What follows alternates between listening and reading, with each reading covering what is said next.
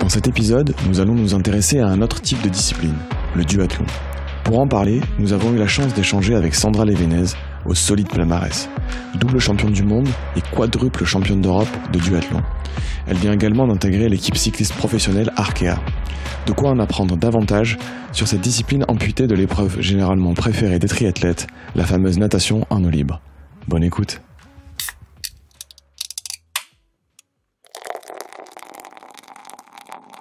T'as peur d'avoir mal.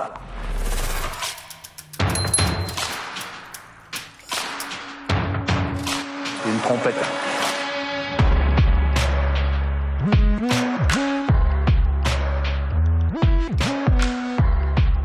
Bienvenue sur le podcast Pinta Triathlon Club, le premier podcast français dédié au triathlon. Dans chaque épisode du PPTC, vous retrouverez des interviews, des conseils et des actualités sur l'univers du triathlon. Bonne écoute!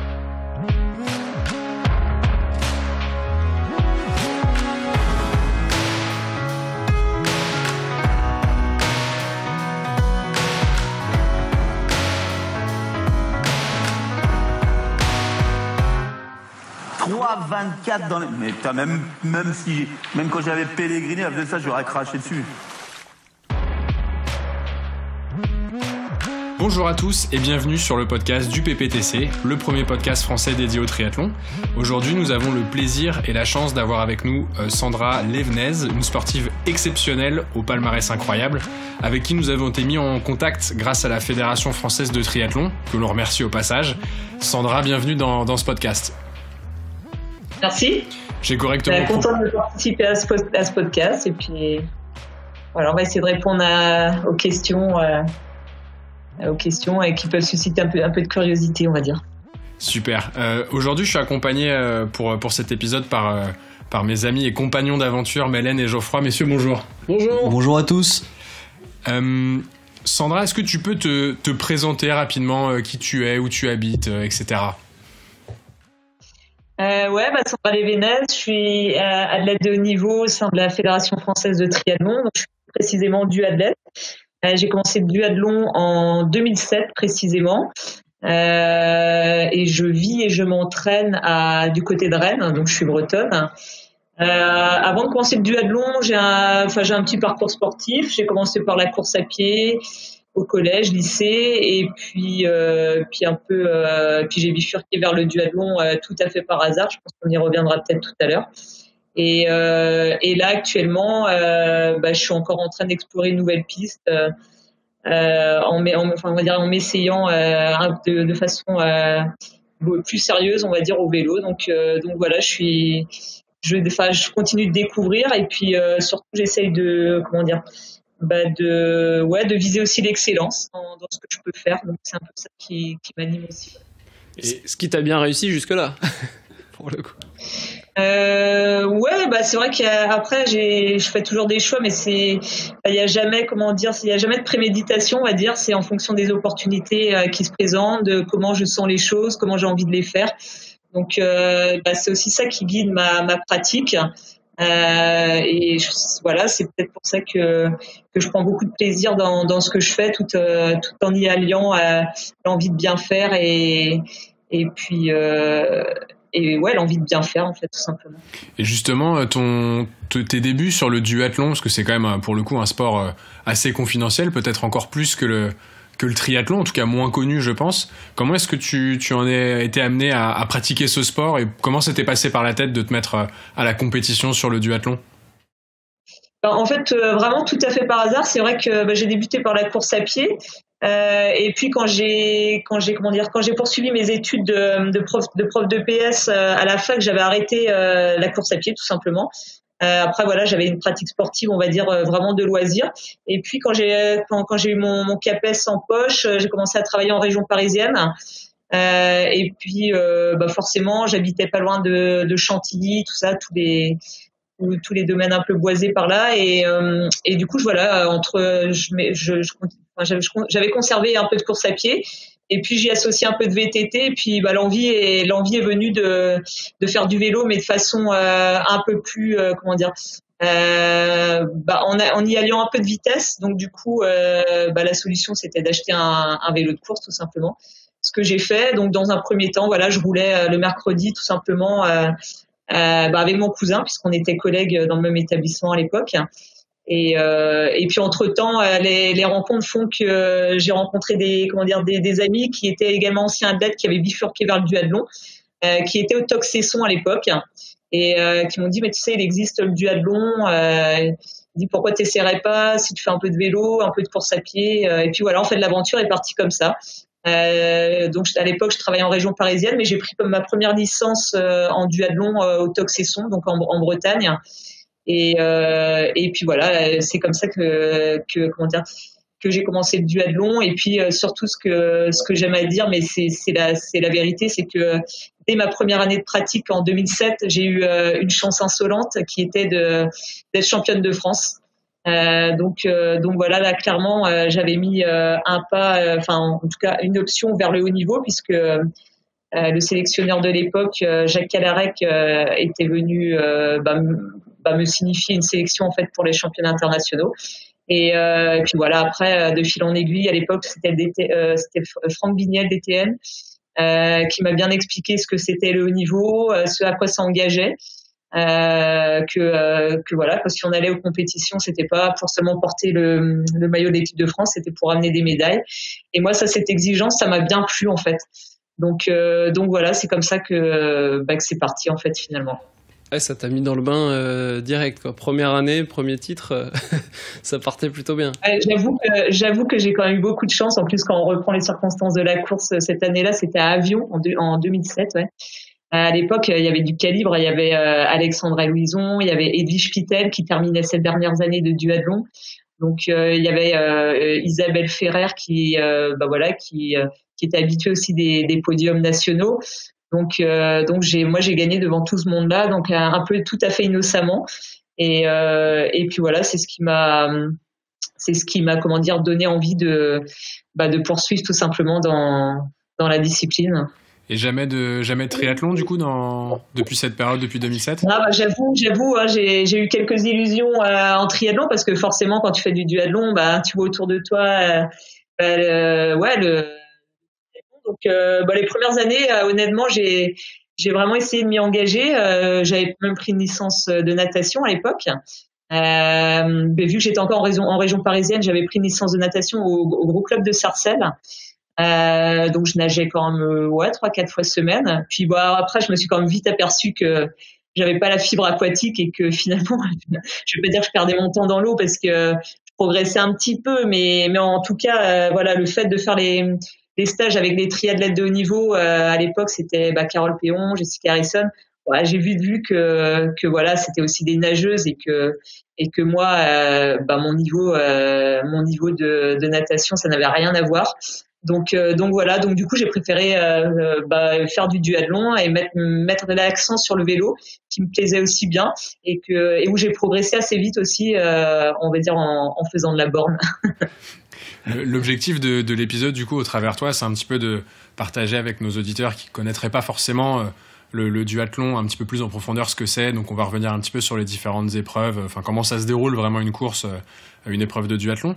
Mais avant ça, plus d'un point de vue calendrier par rapport aux événements qui se sont passés, par rapport au Covid, etc. Toi, sur ton calendrier, sur les perspectives que tu avais sur le début d'année, quel a été l'impact finalement pour toi de tout ce confinement, etc. C'est vrai que c'est sûr que le confinement, les événements de cette année font que il est forcément la saison est bouleversée.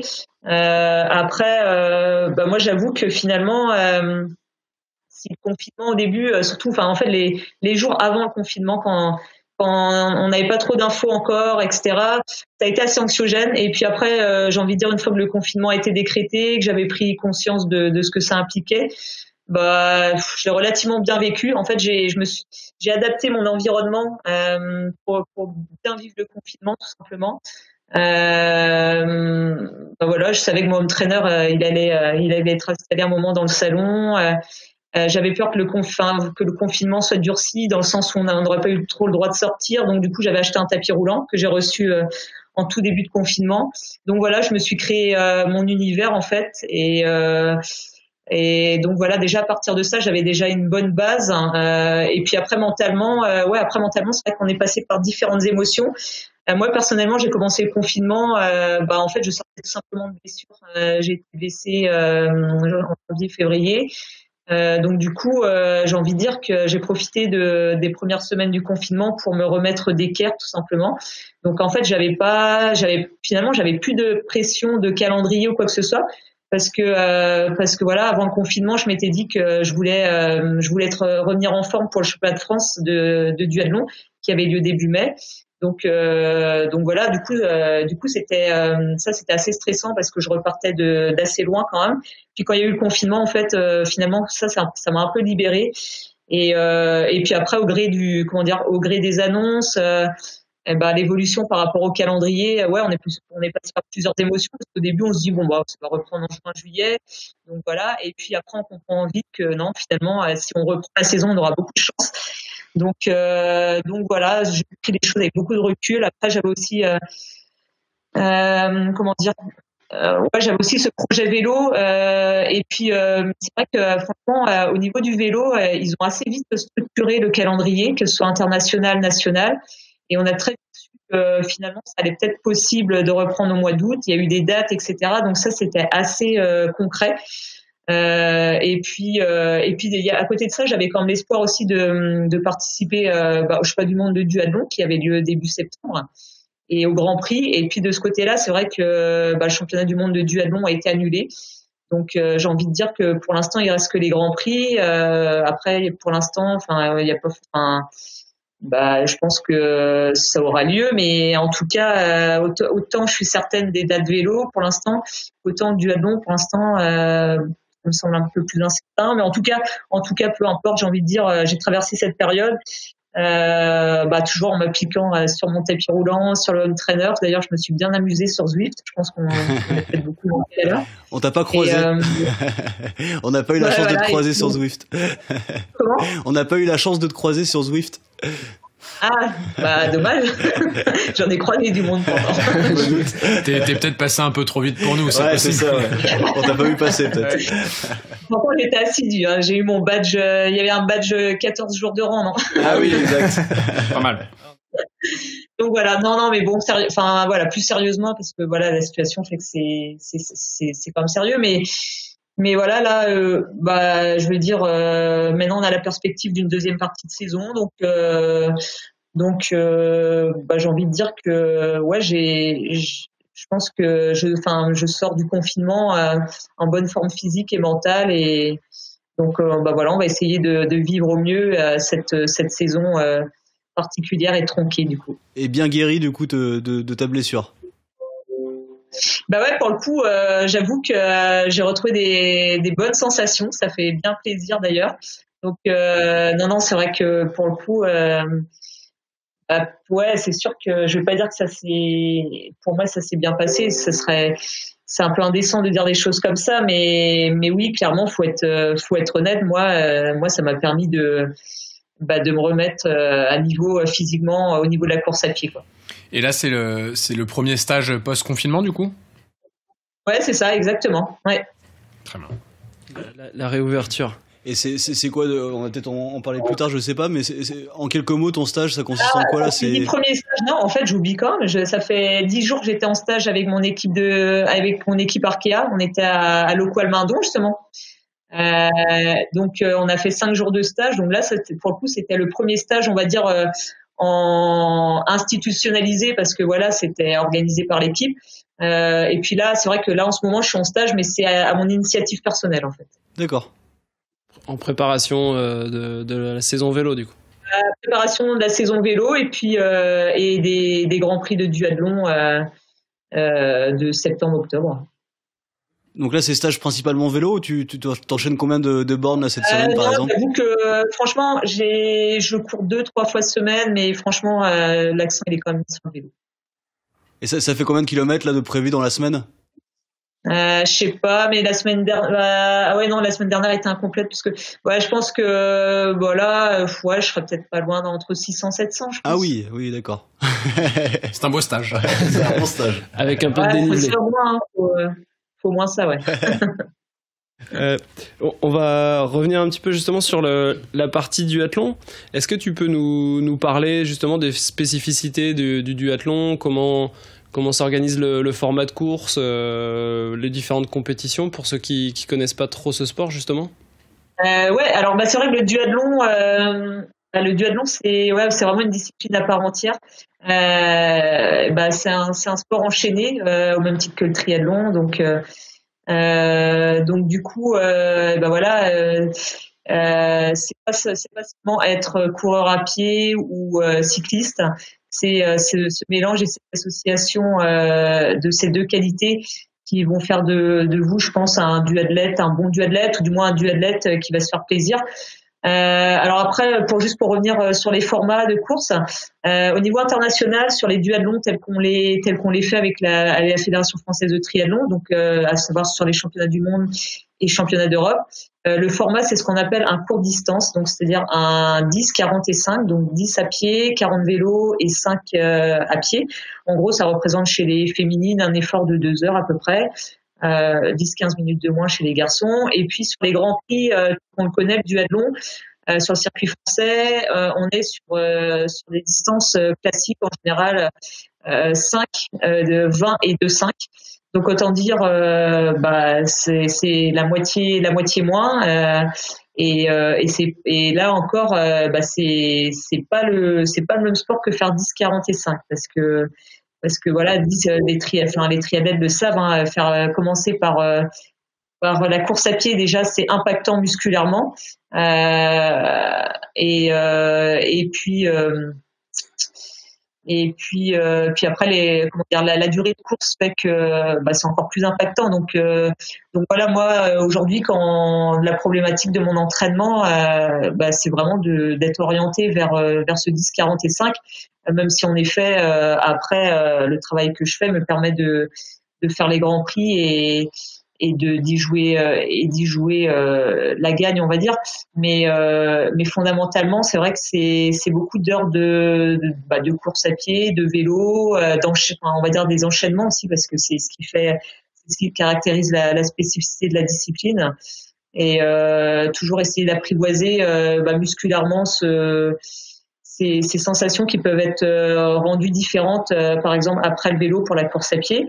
C'est vrai que si vous l'avez expérimenté, courir après avoir pédalé ou roulé, les repères sont un petit peu bouleversés. Ouais, cette transition là on la connaît, mais c'est vrai que la transition course à pied vélo, on la connaît pas, ça doit pas être évident non plus, quoi. Ouais, après franchement, c'est peut-être pas la plus difficile, quoique. Après, peut-être que pour un cycliste, par contre, cette transition va être gênante, parce que de toute façon, j'ai envie de dire, et là, c'est vrai que moi, je me rends compte en faisant un peu plus de vélo, c'est que clairement, la première course à pied, elle te fait perdre de la puissance à vélo. Donc ça paraît simplement évident, mais quand tu l'expérimentes, quand tu as des sensations de puissance sur le vélo, et que du coup, là en duathlon, quand tu montes sur ton vélo et que tu es impacté par ta course à pied, là tu te dis aujourd'hui j'ai pas de force, mais alors que non, en fait c'est simplement j'ai envie de dire normal.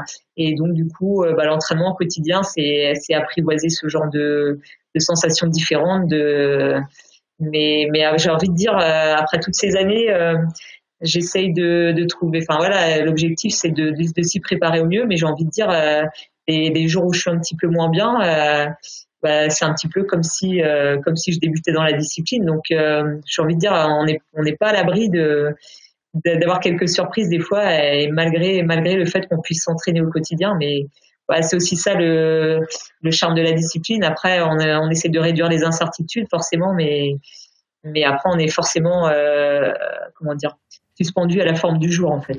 Sachant qu'on parle d'un rythme de course à pied de combien à peu près ? À peu près, faut compter sur un 10 bornes, je dirais 18 à l'heure, quoi. Ah oui, effectivement, ça peut faire un peu mal aux jambes. Ouais. Ça laisse des traces. Je suis nul en conversion. Honnêtement, ça laisse... Déjà 18 à l'heure, sans vélo derrière, ça laisse des traces. Donc avec le vélo. En minutes par kilomètre, excuse-moi, ça donne quoi à peu près ? Parce que j'ai du mal à faire la conversion. Je suis jamais allé jusque là. Non plus. 18 à l'heure, ça fait 3,20 au kilo, ça fait 33,20 au 1000. Ah, ça commence à... oui, d'accord, ok. Jamais fait. et justement, en triathlon, on fait beaucoup ce travail de course à pied après le vélo. Toi, j'imagine que tu dois faire énormément d'entraînement enchaîné et que tu travailles rarement finalement l'un des deux sports. C'est beaucoup faire un peu de vélo et enchaîner sur la course à pied ou inversement. Ouais, bah c'est vrai que en plus moi je m'entraîne 2 fois par jour. Donc si c'est pas un enchaînement on va dire direct ou qui se fait instantanément, c'est-à-dire que c'est un enchaînement forcément différé. Donc c'est-à-dire que si j'ai couru le matin et que j'ai pas enchaîné en vélo tout de suite derrière, l'après-midi ou le soir je vais aller rouler. Donc là ça c'est un enchaînement différé dans la journée. Mais c'est vrai que l'enchaînement à proprement parler on le fait. Enfin moi je le fais en général au moins une fois semaine. Ou après une sortie vélo, j'enchaîne direct à pied sur une intensité tant qu'à faire. Donc voilà. Après il y a cette composante là et puis une composante que je travaille beaucoup également, c'est la composante musculaire. C'est beaucoup de travail, ce qu'on appelle du SV1. Donc en soi c'est pas dur parce que finalement une SV1 on peut facilement être au-dessus. Par contre, c'est la fatigue que ça va générer dans le temps. Si on fait, entre 3/4 d'heure et 1h30 de SV1, à la fin de l'effort, on va être impacté musculairement. Donc cet effort-là, en fait, c'est un effort qu'on retrouve beaucoup dans le duathlon et que du coup j'utilise, que je reproduis beaucoup à l'entraînement, que ce soit aussi bien à pied que sur le vélo.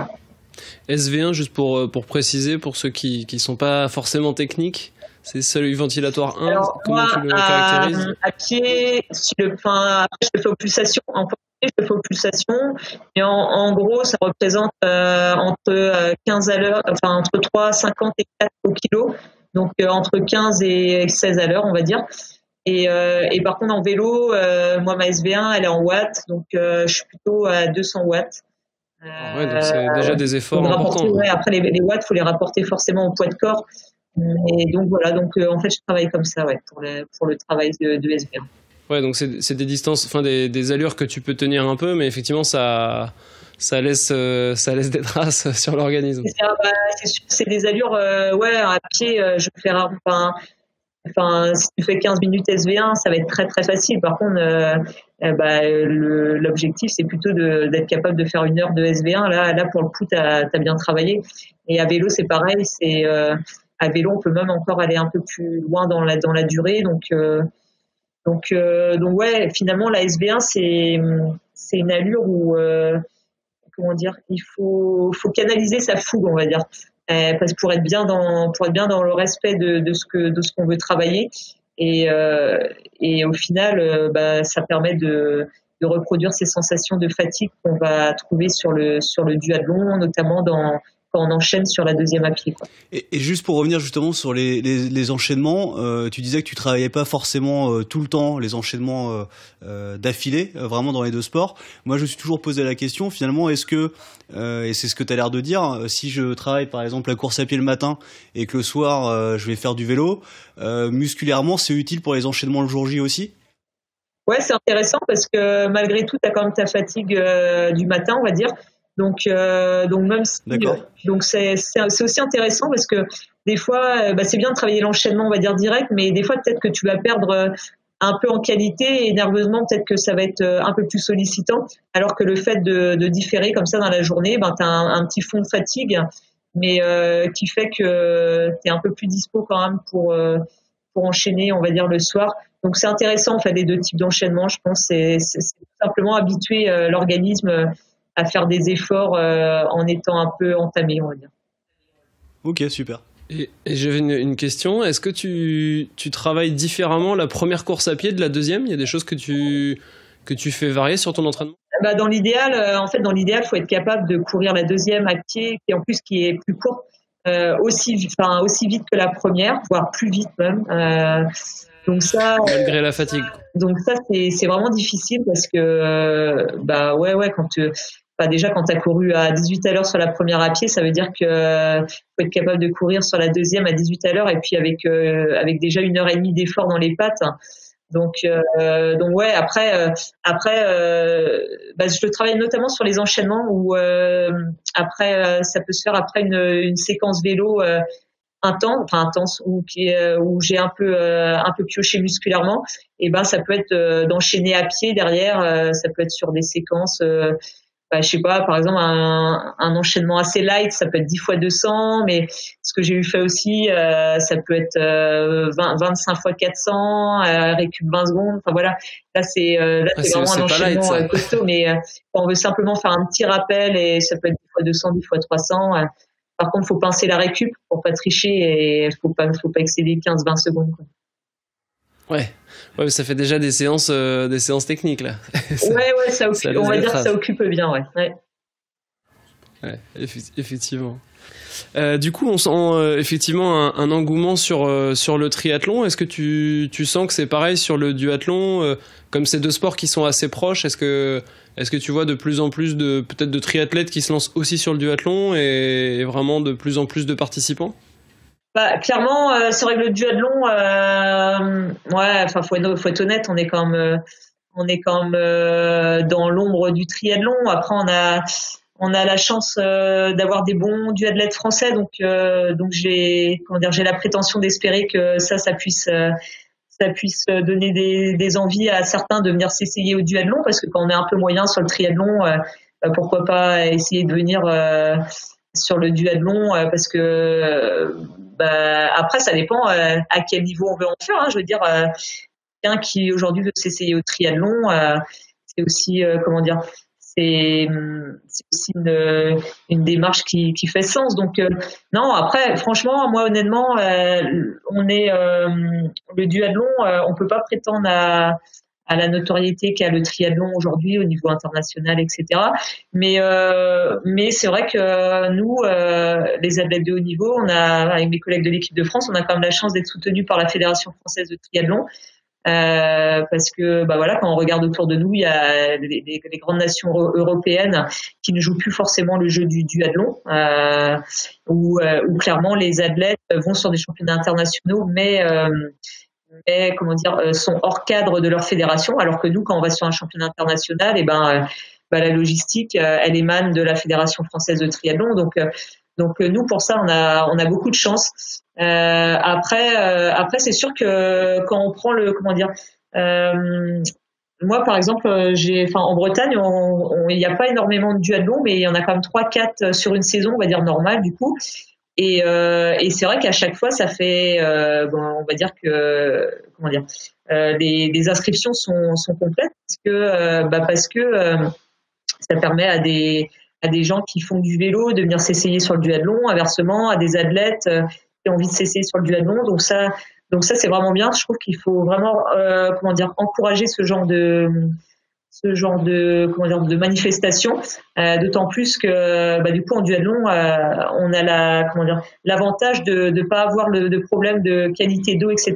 Donc ça c'est une problématique qui peut être aujourd'hui un frein pour un organisateur de triathlon. Donc voilà, c'est vrai que j'ai envie de dire, plus on va avoir des clubs, des associations qui vont proposer des duathlons au niveau local, plus on aura de chances d'avoir des gens qui vont peut-être se révéler. Donc voilà. Après nous, on essaye aussi de faire parler de notre discipline, parce qu'on est tous des gens passionnés. Et mais ouais. Après, il en faut pour tout le monde, du triathlon, du duathlon.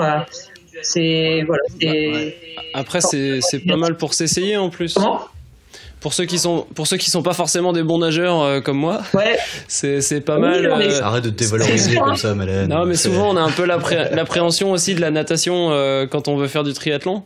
Et du coup, le duathlon, c'est pas mal parce que pour ceux qui sont pas bons nageurs, c'est un bon exercice et ça permet peut-être justement de faire des bonnes perfs pour ceux qui nagent pas très bien, mais qui pourraient être meilleurs coureurs. Et puis, c'est vrai que le triathlon en soi, c'est chronophage. Après, je dis pas que le duathlon l'est pas, parce que.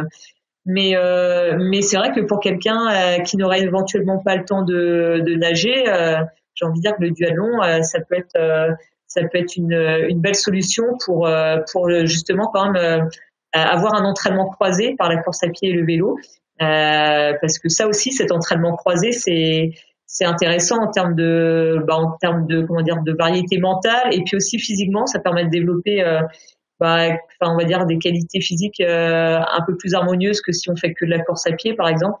Donc non, il y a plein de raisons de faire du duathlon, il y a plein de raisons aussi de faire du triathlon.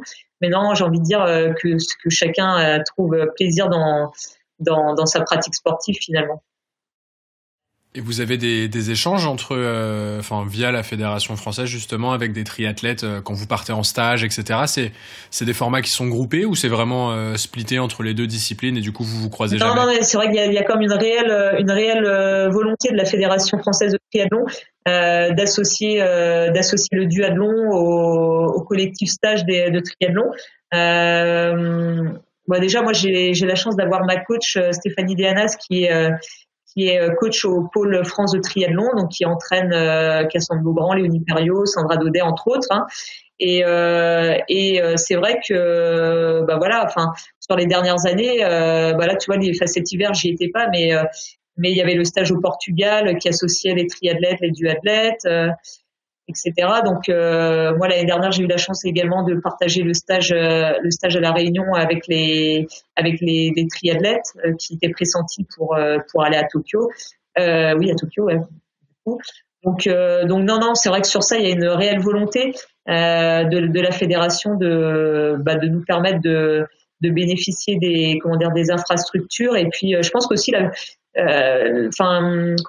les dirigeants au niveau de la fédération ont compris que les duathlètes ont beaucoup à apporter aux triathlètes, alors pas dans l'eau, hein, on est d'accord, mais à vélo ou à pied, parce que voilà, par exemple, quand on prend un duathlète comme Johan Lebert, qui est un, entre guillemets, et c'est pas péjoratif, mais un gros cycliste, hein, et il peut un peu faire mal et tester un petit peu les jambes des triathlètes. Donc voilà, c'est un échange, on progresse, j'ai envie de dire, tous ensemble, quoi.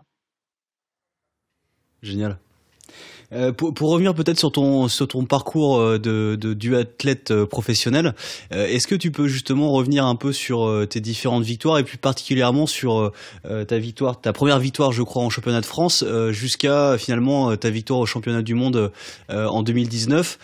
Comment tu t'es vu progresser et comment justement t'as réussi à progresser de championne de France à championne du monde? Un petit focus sur ton parcours et ton palmarès. D'accord. Pour faire simple, c'est ça. Non, c'est vrai que, comme je le disais tout à l'heure, j'ai eu la chance de gagner mon premier titre de championne de France de duathlon en 2007, donc sur ma première année de pratique. Après, j'ai très vite participé au championnat d'Europe, championnat du monde, donc en 2008-2009. Mais franchement, les résultats n'étaient pas très probants. Je faisais 6-7e. J'ai dû au championnat du monde en 2008, j'ai dû me faire 13e. Enfin, c'était clairement pas, c'était un peu en décalage avec cette optique de performance qu'on avait par la fédération. Donc, et puis en 2009, il y a eu ce déclic où je fais 2e au championnat du monde aux États-Unis à Concorde, derrière une triathlète. D'ailleurs, j'ai avalé pourtant je m'en souviens très bien. Enfin bref.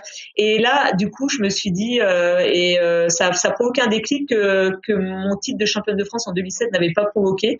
Et là, je me suis dit, je me suis vraiment engagée vers un entraînement de duathlète, parce que jusqu'à présent, j'étais encore athlète. Et c'est un petit peu ça le tournant. Du coup, c'est vraiment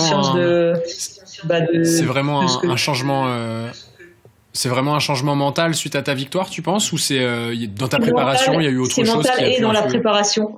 Autant j'ai envie de te dire qu'en 2009, j'avais une approche d'athlète, donc je courais, je faisais un peu de vélo parce que voilà, je faisais du duathlon, donc il fallait quand même faire un peu de vélo, mais il n'y avait pas de synchronisation, de cohérence entre les deux.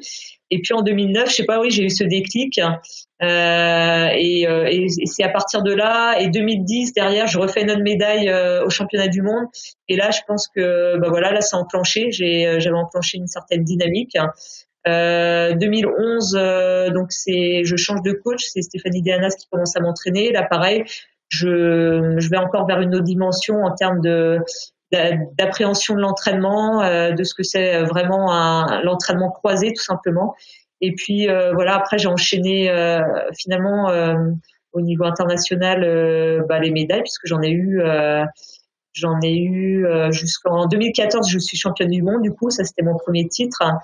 Et puis la première médaille, la première fois où je fais pas médaille, ça devait être en 2016 où j'ai été blessée. 2017 aussi, c'était une année difficile parce que j'avais abandonné. 2018, pareil, je fais pas de médaille. Donc là, 3 années, on va dire de disette, sans médaille mondiale.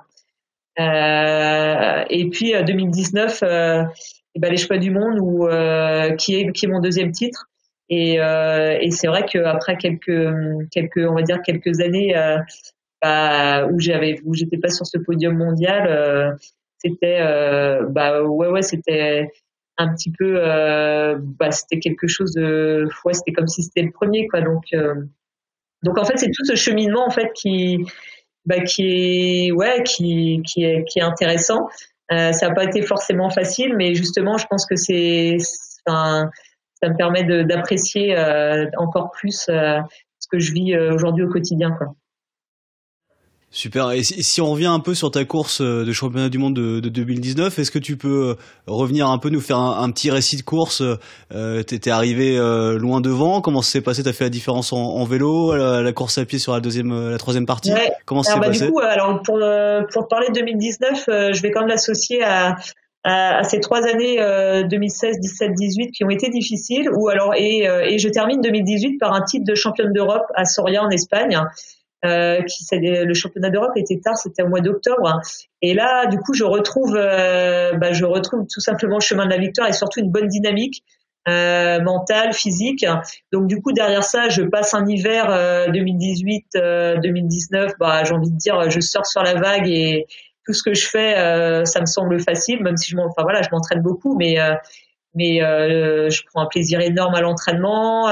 Janvier 2019, je vais en stage à La Réunion avec le collectif Triathlon France avec des filles là. Et pareil, je prends sur 3 semaines des entraînements très durs, mais je prends beaucoup de plaisir. Donc là, j'arrive en avril 2019 lancée sur le championnat du monde.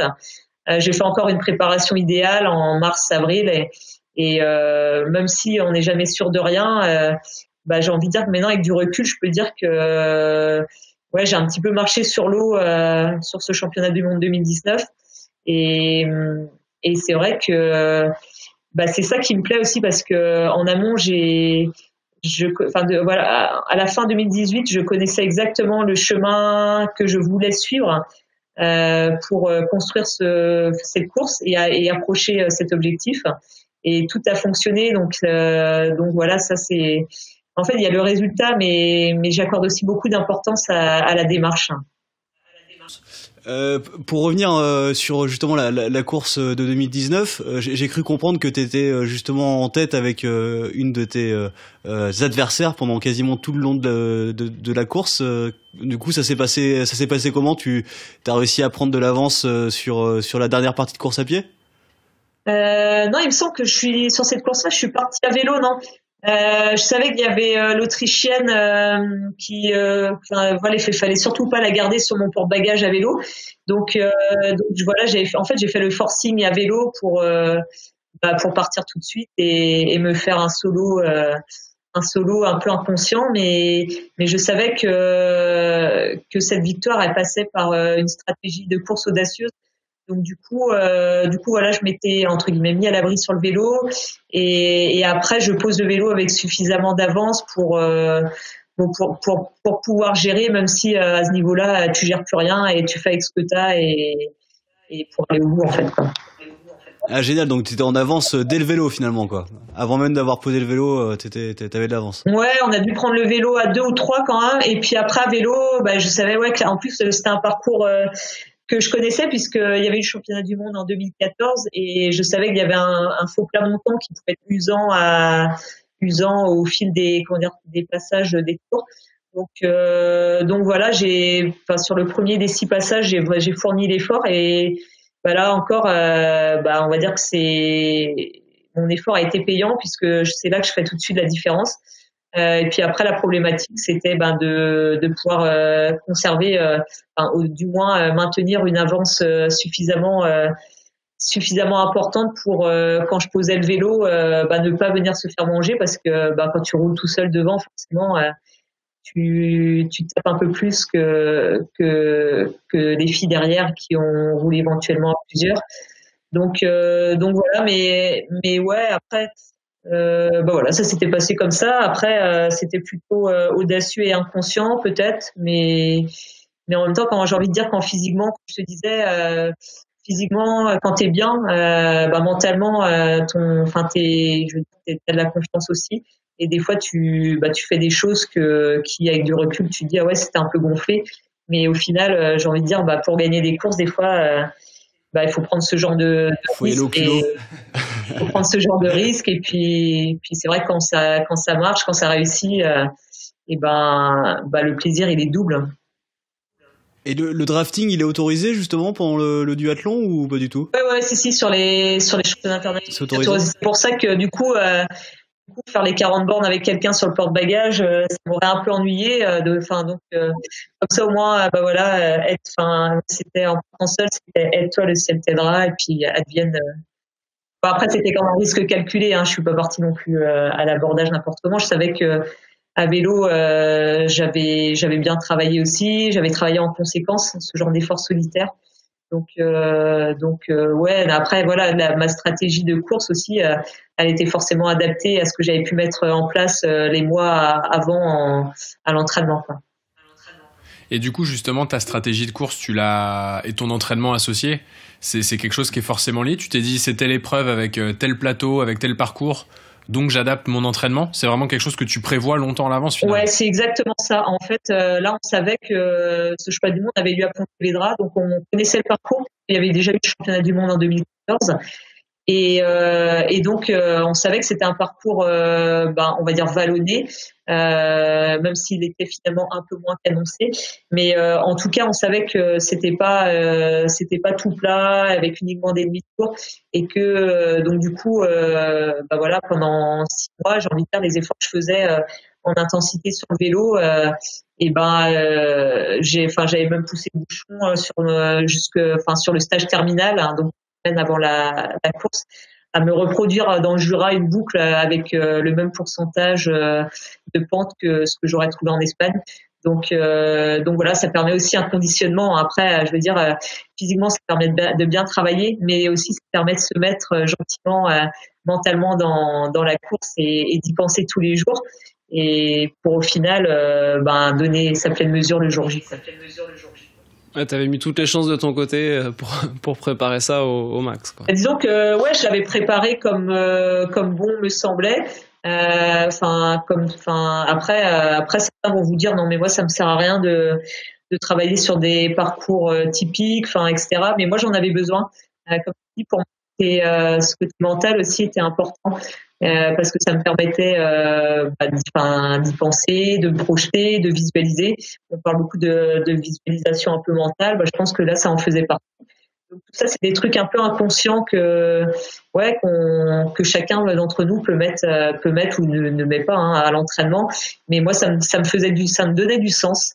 Et c'est ça. Enfin, pour moi, l'entraînement, c'est donner du sens à ce que tu fais. Et dans toutes ces réussites, et encore bravo pour ce super palmarès.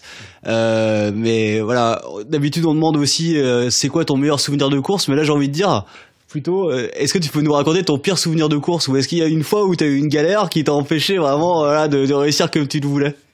De toute façon, j'ai envie de te dire, la pire galère de course, c'est quand tu t'es préparé pareil pendant des mois, et que du coup le jour J, pour une raison ou une autre, t'es pas au rendez-vous clairement.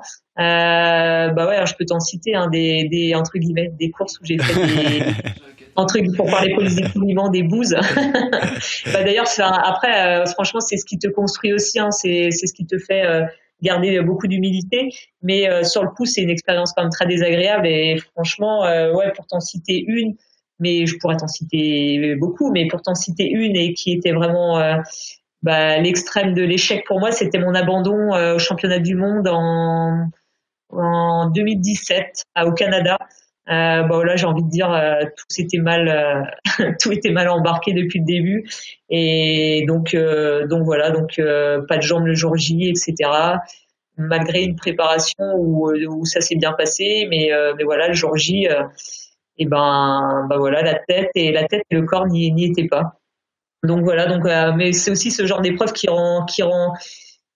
permet d'aller gagner d'autres courses après, mais ouais c'est assez douloureux. Enfin en tout cas cette course c'est resté un traumatisme assez longtemps, j'avoue. Ça doit être difficile justement de se dire au milieu de la course j'arrête parce que tu sais que c'est trop loin et que tu peux pas faire de place et du coup tu te dis bon bah tant pis j'y vais pas, ou alors tu peux te dire bon moi je vais quand même finir et puis peu importe le chrono. Ouais, franchement, j'avais jamais été mis devant ce genre de situation. Autant il y a vraiment des courses où en effet des fois t'es moins bien, tu te dis ah mince aujourd'hui ça va pas le faire, mais au final on va dire tu arrives à finir la course et après c'est pas forcément la gagner ou faire un accessible, mais tu vas aller au bout. Alors que là au championnat du monde au Canada, enfin honnêtement je courais avant d'arrêter, je courais même plus à 12 à l'heure, quoi. Enfin j'étais vide, en fait j'étais totalement vide, et qui fait que même si la tête me disait non mais n'abandonne pas parce que tu le regretteras très longtemps, bah là j'étais dans une situation qui était une voie vraiment sans issue, et où là j'ai envie de dire j'étais pas dans mon corps du tout, quoi. C'est encore autre chose que les courses où tu te dis ah bah tiens aujourd'hui je suis moins bien, etc. Mais t'arrives quand même à faire l'effort, alors que là j'arrivais plus à rien du tout. C'est comme si on m'avait enlevé des piles ou débranché ou totalement débranché. Enfin c'est quelque chose d'assez inexplicable. Enfin je sais pas si c'est inexplicable, mais après, en tout cas, j'ai encore du mal à analyser aujourd'hui, mais en tout cas, c'était plus que c'était un jour sans, mais bien pire, j'ai envie de dire. Ouais. Et t'as ce cheminon, parce qu'on interviewait Cyril Viennot, là, qui est spécialiste du longue distance, qui nous disait une des spécificités de l'Ironman notamment, c'est d'avoir une course qui est pas du tout linéaire, où des fois les jambes sont plus là et puis tu sais que ça va passer, les jambes vont revenir. Là, comme c'est des distances un peu sprint où ça doit passer à 1000 à l'heure, est-ce que tu as ce phénomène aussi où par moment tu te dis bon ça va revenir, faut que je m'accroche, et peut-être le petit quart d'heure ou les 10 minutes à passer sur un duathlon où tu as 2 heures d'effort, forcément tu passes par des émotions on va dire variées, mais j'ai envie de dire faut pas que ça dure trop longtemps, parce que sinon le fil de la course il t'échappe assez vite fait, quoi. Si t'es dans une période un peu down, autant sur un effort de 7-8 heures, même si tu restes une demi-heure un peu dans ton ombre, tu peux sauver ta course, voire faire un excellent résultat. Autant là j'ai envie de te dire ne serait-ce que sur un duathlon de 2 heures, ne serait-ce que 10 minutes où t'es moins bien, je suis pas là, franchement tu te refais pas, quoi. Enfin ça va tellement vite, faut tellement avoir de l'énergie dans l'instant que non, enfin ça reste difficile, parce que on est quand même sur un effort assez, je dirais pas explosif, mais sollicitant des filières énergétiques importantes, quand même. Ouais, c'est pas du sprint, mais c'est un effort effectivement qui est très énergivore. Il y a quand même pas de temps, il y a pas de temps mort, hein. Ouais. C'est pour ça que on n'en fait pas beaucoup, parce que on est sur une fatigue musculaire entre un semi et un marathon. Donc ouais, c'est quand même bien sollicitant. Après, je dis pas que l'Ironman c'est pas sollicitant ou quoi, mais c'est vrai que quand on considère cet aspect passer par des hauts et des bas, je veux dire t'as quand même moins, t'es beaucoup moins dans la gestion de ton potentiel, parce que t'es aussi dans la gestion de tes adversaires. Ouais, clairement, c'est sûr que t'es pas sur un duathlon en format CD, t'es vraiment dans cette notion de confrontation en permanence avec les autres, tu vois. Tu peux pas à un moment donné te dire bon là je vais me recentrer sur moi, je vais me refaire la cerise. Non, parce que 10 minutes après c'est parti, quoi. Ouais, il y a toujours du monde à côté et tu peux pas, tu dois suivre le rythme, quoi. Il y a pas de moment où tu peux te ou l'imprimer. Ou l'imprimer. On va revenir plus tard dans l'interview sur faire un focus justement sur la partie cyclisme. Mais c'est vrai que quand tu parles du rythme que tu dois mettre pendant les parcours de duathlon, je me dis, et quand je vois finalement ton stage aujourd'hui que tu fais dans le Jura où tu fais beaucoup de kilomètres en vélo, je me dis, est-ce que justement le fait de faire beaucoup de kilomètres et de faire beaucoup d'endurance entre guillemets fondamentale en vélo, ça te sert aussi pour le duathlon, ou c'est plutôt pour préparer ton parcours de cycliste pro? Non, là c'est vrai que cette année c'est vrai que la saison elle va vraiment être orientée vers du vélo, mais j'ai envie de te dire le fait de faire des bornes en vélo, oui, l'objectif c'est d'avoir plus de force sur le vélo pour les courses auxquelles je vais participer avec mon équipe, mais j'ai envie de te dire aussi je suis peut-être en train d'explorer une piste que j'aurais pas explorée, on va dire, sans cette opportunité de faire du vélo. Donc écoute, là, je cours un peu moins, donc on va dire que la conclusion, elle sera difficile à rendre pour cette année. Mais par contre, derrière cet hiver, j'ai l'intention de remettre une couche en course à pied, et on va voir dans quelle mesure le vélo aura été bénéfique ou non, d'ailleurs, pour la course à pied. Mais non, je pense que franchement le vélo là, je sens qu'à faire plus de bornes, j'ai plus de puissance dans les jambes. Et pour l'instant, j'ai envie de te dire que à pied, j'ai encore de bons repères. Je suis pas désorientée techniquement, on va dire. Donc pour l'instant, j'ai envie de dire que autant je prépare la saison de vélo, mais autant je suis en train d'explorer quelque chose d'intéressant pour ma pratique du duathlon. Donc voilà. Donc ça, je pourrais t'y répondre un peu plus tard, mais en tout cas, moi, ça me plaît bien de d'explorer encore quelque chose que je n'avais pas encore fait durant toutes ces années, qui finalement m'a été donné j'ai l'opportunité de le faire. Donc ça aussi, c'est super intéressant en termes de démarche. Comme je disais tout à l'heure, le résultat, il est important. C'est sûr que avoir à cœur de faire des belles courses de vélo, mais aussi il y a toute cette démarche en amont qui me plaît dans ma pratique sportive. Super. Et pour revenir justement sur la saison 2020 qui est quand même très très particulière, en plus au début d'année, ce que tu nous disais tout à l'heure, tu t'es blessé, je crois que c'était une fracture de fatigue, il me semble avoir lu ça dans des interviews que tu as pu faire dans la presse, et j'ai lu aussi que pour reprendre un petit peu ton entraînement et limiter la perte de capacité, tu faisais de l'aquajogging. Alors c'est vrai que j'ai un petit peu découvert au travers cette interview ce que c'était. Est-ce que tu peux expliquer un petit peu en quoi ça consiste et quels ont été les bénéfices pour toi par rapport au fait que du coup tu aies pu limiter les pertes à pratiquer du coup cet aquajogging? Ouais, c'est vrai que du coup je me suis blessée début janvier. J'ai été 3 mois, enfin 2 mois et demi sans courir, donc jusqu'à mi-mars. Et entre-temps, j'ai commencé quand même, j'ai pas été inactive. Dans un premier temps, je pouvais plus non plus faire de vélo en extérieur, mais j'avais quand même le droit de faire du home trainer. Donc tout le mois de février, je me suis fait un pré-confinement sur le home trainer. Donc voilà, je roulais mais sur le home trainer, ça me permettait de doser la force que je mettais tout simplement dans les appuis sur la pédale. Et puis à côté de ça, c'est vrai que j'ai fait de l'aquajogging, j'en faisais, je pense 3-4 fois semaine à peu près. Chaque fois, je faisais entre 45 minutes et 1 heure. L'idée, j'avoue qu'en aquajogging, j'ai pas reproduit le travail d'intensité qu'on peut faire à pied. C'était simplement l'équivalent un travail purement aérobie quand j'allais à la piscine. Donc je faisais pleinement des allers-retours dans le bassin avec une ceinture d'aquajogging.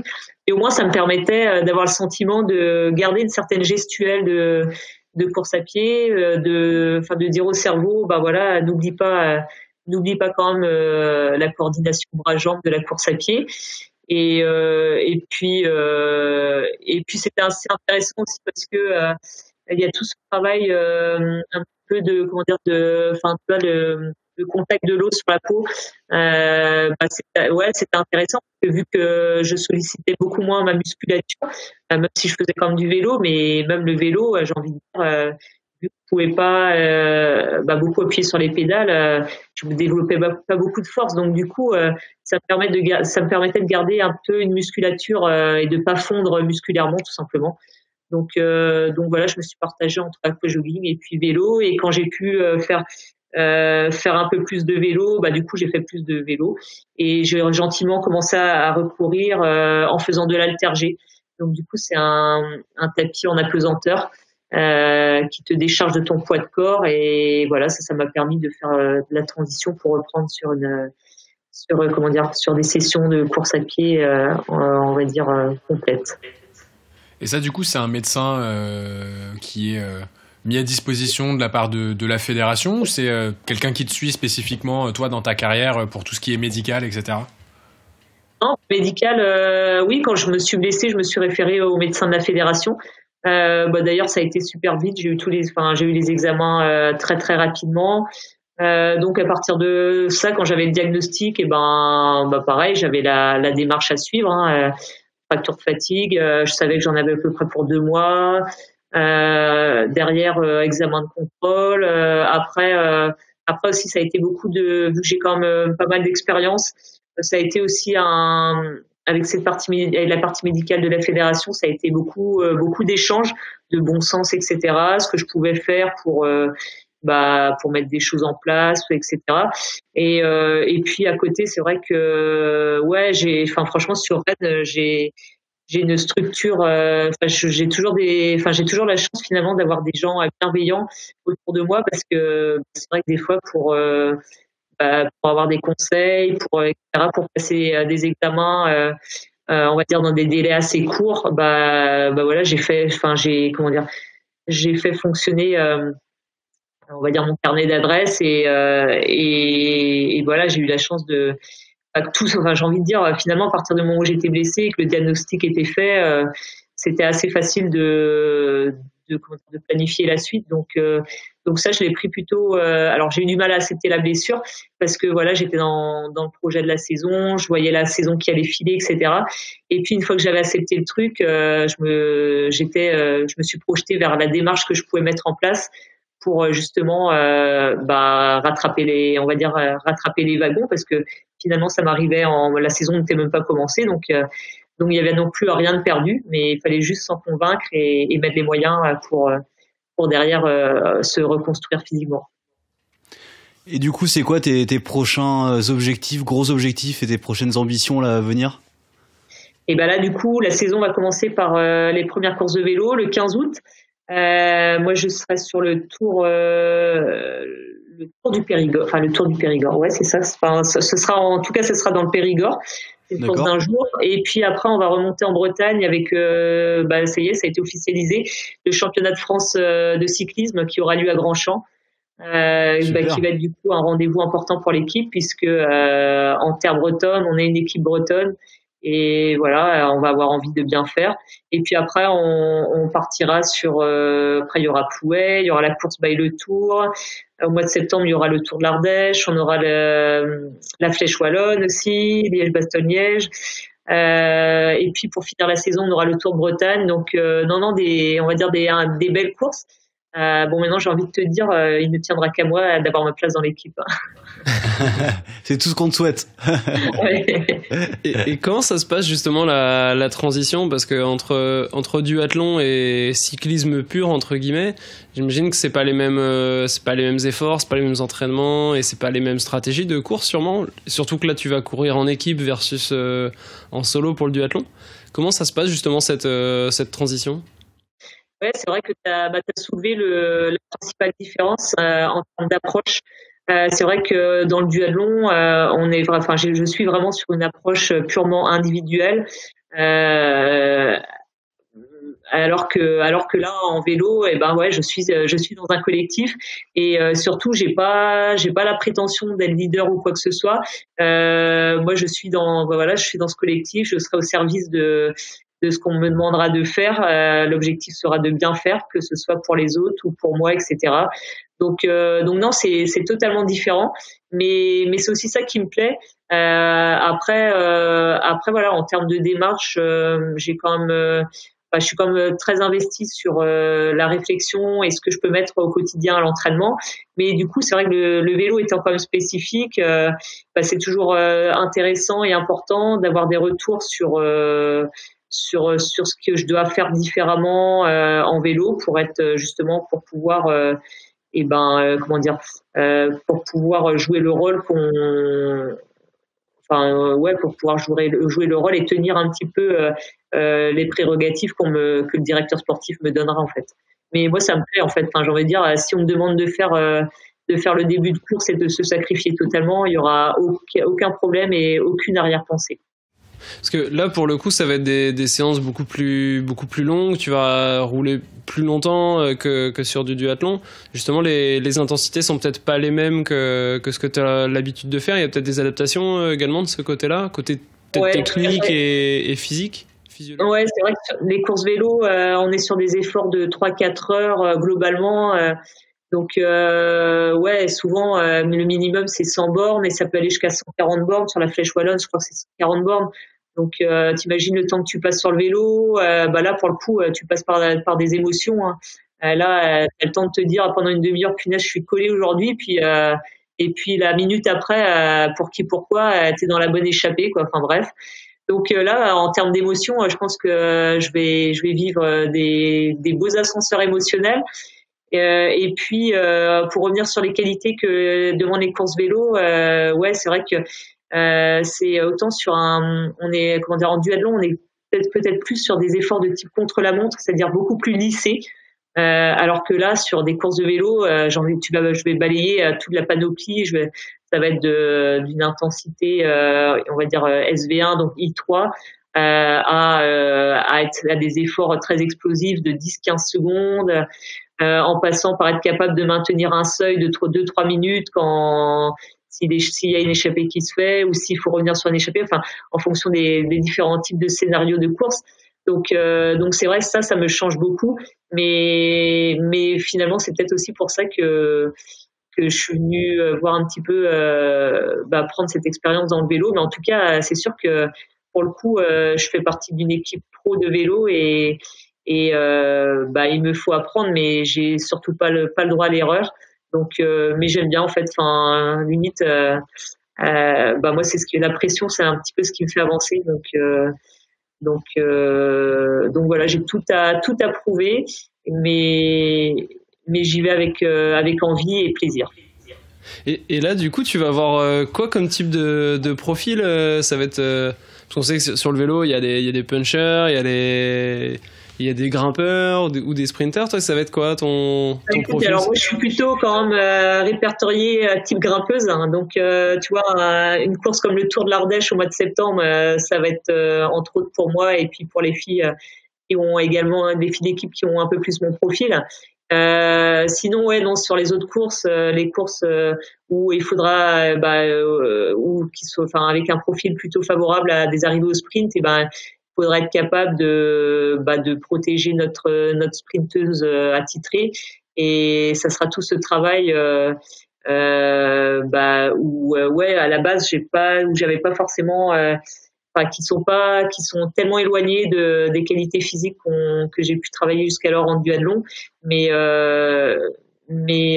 comment dire, c'est pour ça, c'est des choses que je travaille au quotidien aujourd'hui.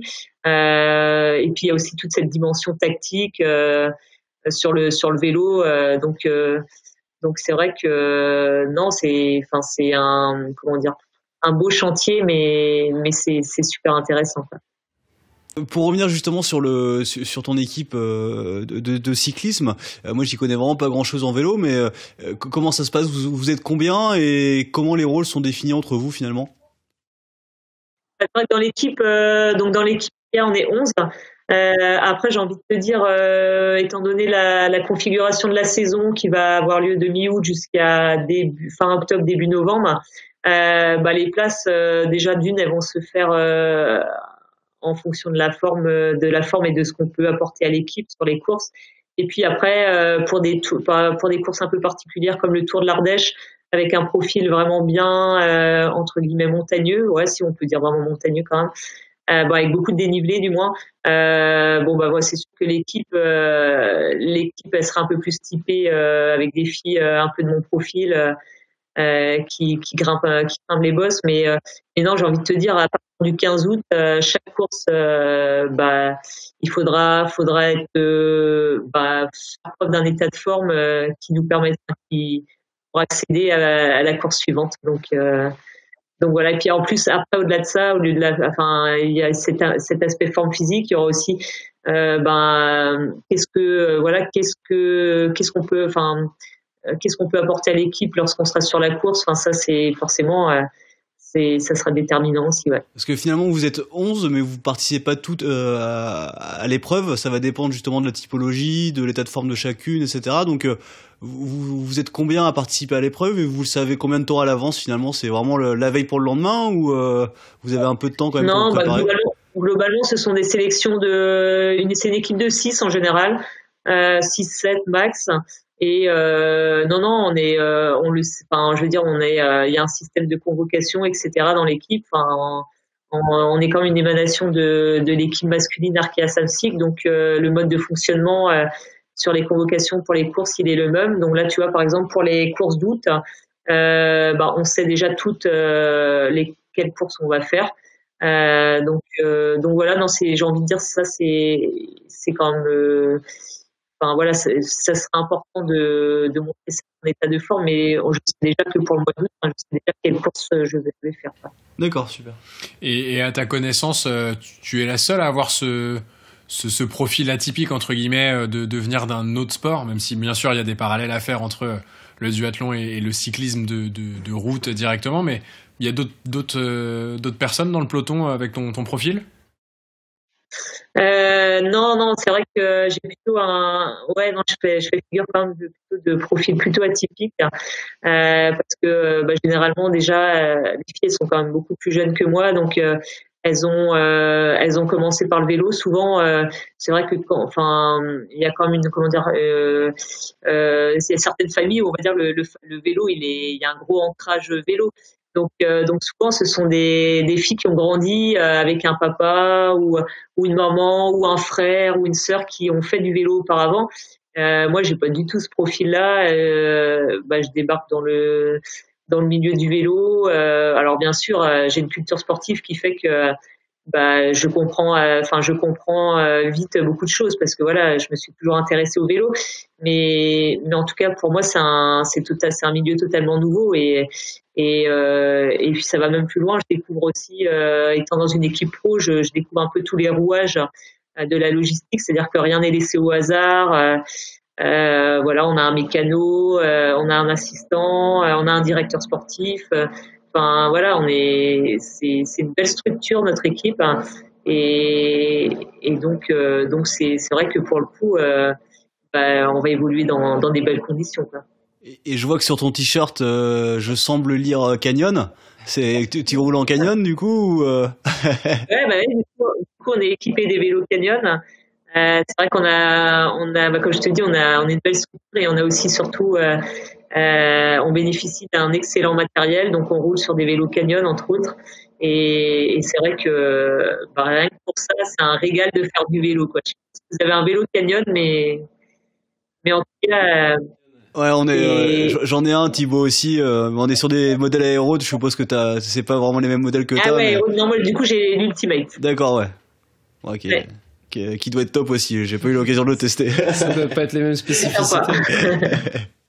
Et du coup, tu t'es fixé déjà des ambitions pour cette saison vélo? Tu sais un petit peu ce que tu voudrais réaliser, ou pour l'instant c'est tout nouveau et tu n'as pas encore d'idée de ce que ça va? Après, c'est assez difficile de te parler d'objectifs individuels puisque, comme je te disais tout à l'heure, je suis dans un collectif. Moi, là, clairement, là, comme ça, ta question, je peux te répondre. Capable de remplir le rôle que mon directeur sportif me donnera. Je pense que déjà si je fais ça, répondre aux attentes qu'on pourra me demander sur les courses, ça sera déjà une bonne chose, hein. Ouais, c'est la première saison, voir un peu comment ça se passe et les adaptations. Voilà. Ouais. Okay. Super. Ouais, je crois qu'on arrive à la fin de notre interview. C'était vraiment super d'avoir toutes ces anecdotes et puis de pouvoir découvrir une nouvelle discipline qu'on connaissait très peu. On a une petite tradition au club, c'est de demander justement à chaque fois la bière favorite de la personne qu'on interview. Donc est-ce que tu as une petite bière favorite? Peut-être que t'aimes pas ça, je sais pas, mais si t'en as une en tête. Des bières, j'en ai, j'en ai des bières favorites, mais là, on me demande de choisir et que je suis carésienne dans l'âme, je te dirais la Coref. Donc, je connais pas. Voilà, on va dire les connaisseurs du centre-Bretagne connaissent. Mais voilà, petite bière légère qui se boit bien. Ah, sympa, parce que nous, on est originaire de Bretagne aussi avec Mélène, mais plutôt du Morbihan. Donc on connaît la Lancelot, qui est une brasserie du Morbihan, mais je connaissais pas celle-là. Merci beaucoup en tout cas pour ton temps. Est-ce que juste avant de terminer, est-ce qu'on peut te suivre sur les réseaux sociaux, éventuellement Instagram, ou peut-être suivre tes performances sur Strava par exemple? Alors du coup, je suis sur les réseaux sociaux, j'utilise Instagram, Twitter, j'aime assez, Facebook aussi. Non, je suis pas sur Strava, j'avoue que j'avance masqué. Disons, j'étais sur Strava jusqu'à il y a quelques années. Bon, c'était vieille charrue, mais je synchronise plus en fait. Donc voilà, mais c'est vrai que c'est une demande et je vais peut-être reconsidérer la question parce que maintenant que je fais un peu plus de vélo, c'est une question qu'on me pose un peu plus souvent, donc c'est peut-être intéressant. Et puis en plus, je vois le côté, intéressant. Enfin, c'est vrai que autant quand je vois qu'un cycliste comme Romain Bardet ou Thibaut Pinot publie des sorties, forcément, j'aime bien aller voir ce qu'ils font, ce qui se fait. Donc je me dis que moi, si ça peut susciter, répondre à la curiosité, entre guillemets, c'est pas péjoratif du tout, mais à la curiosité, ça peut être intéressant. Mais pour l'instant, non. Et en plus, tu pourrais rejoindre le club, le PPTC sur Strava. Ça pourrait être pas mal. C'est vrai, vous avez vous cumulez vos kilomètres, c'est ça? On a créé un club sur Strava. Ouais, il y a quelques gros rouleurs. Ouais, il y a Romain qui a rejoint récemment le club. Non, par contre, on a croisé Warren Barguil sur Zwift pendant le confinement. Bon, il est passé très très vite. Ouais. On l'a aperçu rapidement. Déjà qu'en vrai, il passe très très vite, mais peut-être que sur Zwift encore plus. Ouais, c'était un parcours vallonné, c'était clairement pas pour nous. Et sur Zwift, justement. C'était pour lui. Sur Zwift, justement, ton pseudo, au cas où on te voit passer sur l'appli. C'est mon nom normal, là. Très bien, parfait. Ouais. Écoute, une nouvelle fois, merci beaucoup. Nous, on peut nous suivre également sur le réseau. Bien sûr, toujours sur Instagram avec pptc_tri et puis sur Strava où tu vas pouvoir bientôt nous rejoindre. Strava pptc-tri, pardon. Bon, merci beaucoup. Super. Sandra, et puis merci beaucoup à vous, c'était top, et puis au plaisir de vous rencontrer en vrai, et pourquoi pas de partager une sortie vélo canyon, hein. Mais je me mettrai derrière moi par je te laisse prendre la tête du peloton. Normalement avec l'aérode tu vas devant, hein. Oui, normalement, ouais. Bonne chance en tout cas pour cette saison vélo. Bonne continuation. Merci beaucoup. On va te suivre. Merci. Ça marche. Au plaisir. À bientôt. À bientôt.